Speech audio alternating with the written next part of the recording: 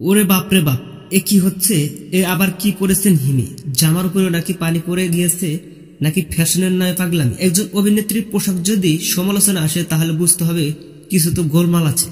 সামাজিক যোগাযোগ মাধ্যমে ভাইরাল হওয়া এই পোশাকগুলো দেখে অনেকে বলেছেন এটা নাকি নতুন স্টাইল, কিন্তু প্রশ্ন উঠেছে এই স্টাইল কার জন্য? সমাজের নতুন প্রজন্মের ইয়াংদের জন্য নাকি ভিউজ বাড়ানোর জন্য? যেখানে একদিকে হিজাব পরা হিমি এবং আরেকদিকে ছোটখাটো অশ্লীলতা ও উল্টো ধারার পোশাক পরা হিমি। এখন প্রশ্ন থাকতে পারে, এটা কি আসলে হিমি নাকি একজন মানুষের বারবার রূপ বদলাচ্ছে?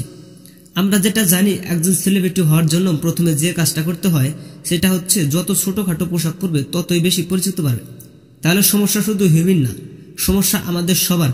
আমরা সবাই ভাবি শরীর দেখান মানে সাহসিকতা পরিচয় না, আসলে এতে করে সমাজ এবং কল্যাণের ক্ষতি হয়। সর্বশেষ একটি কথা বলতে চাই, আপনারা ছোটখাটো পোশাক আমাদের যুব সমাজের ধ্বংসের মুখে ফেলে দিবেন না, দয়া করে এসব বন্ধ করুন। দর্শক, কেমন লাগলো আজকের ভিডিওটি ভালো লাগলে একটি লাইক দিন, আপডেট করবে তা আমাদের সাথে। চ্যানেলটি সাবস্ক্রাইব করুন। অসংখ্য ধন্যবাদ পুরো ভিডিওটি উপভোগ করার জন্য।